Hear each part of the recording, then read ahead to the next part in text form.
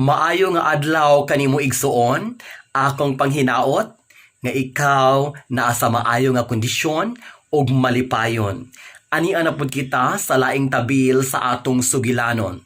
Dali kuyugi ako sa pagsabwag sa mga pulong nga gikinahanglan nga madunggan sa katawhan, mga pulong nga mohatag og lamdag sa mga tawo nga anaa sa kangitngit sa ilang mga dautan nga binuhatan. Mga yamyam kini sa mga tawo nga hakog o gahaman sa mga kalibutanhon nga mga butang.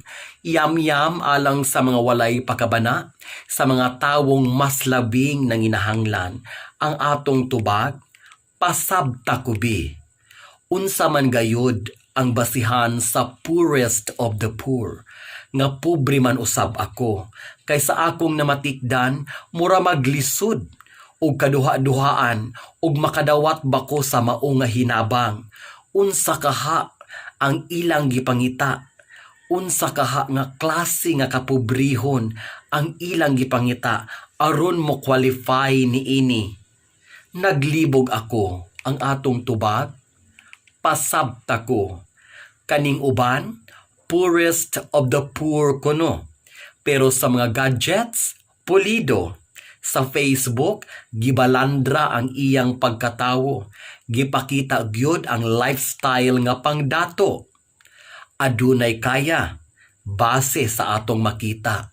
Pero nganong sila pa man ang nauna sa mao nga grasya. Butang nga lisod dawaton sa matag usa.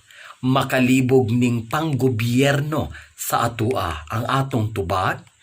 Pasabta kubi. Sa unang wala pa'y ayuda. Ang mga post sa Facebook, perting hilasa, pina-travel goals pa, ning mga tawhana.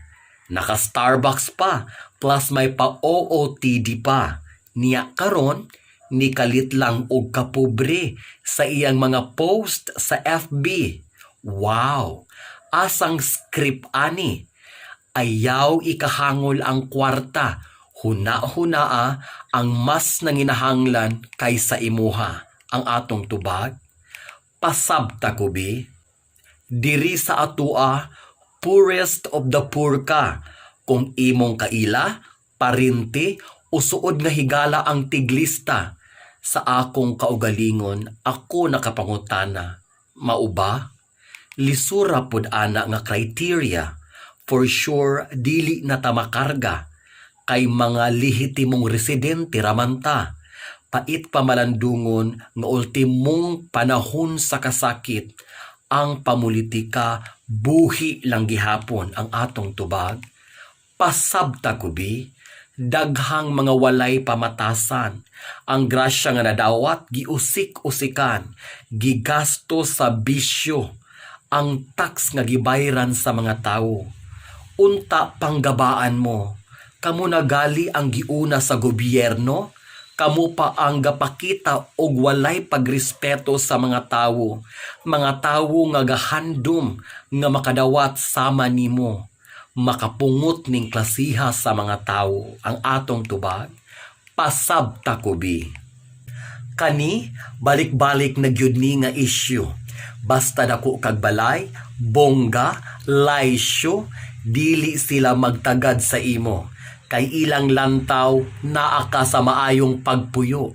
Dako man o gamay ang panimalay katungod sa matag usa nga ma-evaluate siya. Dili basihan kung unsay nakita, basihi ang tinud-anay nga kahimtang. Kay basin og siya gakalisod pud og nanginahanglan. Dapat patas ang patakaran ang atong tubag. Pasabta kubi. Mga opisyales sa gobyerno, ayaw intawon mo pabaga kaayo. Naa sa kamanduan nga wala mo'y labot sa hinabang, nganong ni pirma pa man. Mga nawong gyud mo og kwarta, mga gahaman, unta kamo ang unang panggabaan. Kay wala mo gapakita og maayong imahe sa katawhan. Kamo ang mga tawong sigurista, mga walay puangod, mga walay batasan, mga walay konsensya. Dili man makita sa katawhan ang inyong dautan nga binuhatan.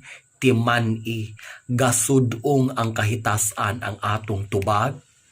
Pasabta kubi, mga opisyales sa gobyerno, nganong galisod man mo pag-identify sa mga tawo. Lisod kaayo ninyo sila mabinagsa, pero panahon sa eleksyon, nganong dalira. Ang kada sobre, aduna pa'y pangalan sa matag usa, matag miyembro sa pamilya, ang pangalan kompleto pa. Unsa di ay kalahian sa panahon sa eleksyon o karong panahona nga mas labing importante ang inyong presensya, ang atong tubag. Pasabta kubi, mao kini ang panahon nga imong mahibalaan og kinsa ang takos og masaligan. Ayaw palingla sa mga tawong palami ra ang nahibalaan. Timan-i, aduna kay gahom nga pagtangtang anang tawhana, aduna kay gahom anang tawhana nga puhon mapulihan.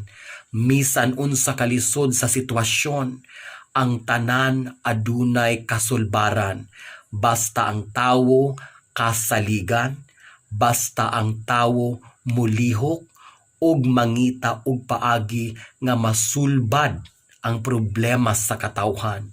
If there's a will, there's a way, ang atong tubag. Pasabta ko. Salamat igsuon sa imong pagpaminaw. Unta nakapahupay ako sa mga aligot-got, kasakit nga nakapaguol kanimo. Igsuon, magmalipayon ako ug muhatag ka sa imong mga komento niining mao nga video. Kung aduna kay suhestyon o ganahan nga ipayamyam, seryoso man o kalingawan, ayaw pagduha-duha sa pagminsahe sa ako Ikalipay ko nga matabangan ka. Igsuon, kalimti ayaw ang pagpindot sa subscribe o bell button aron ma-notify ka og ma-updated sa mga bag-ong video niini nga mao nga YouTube channel.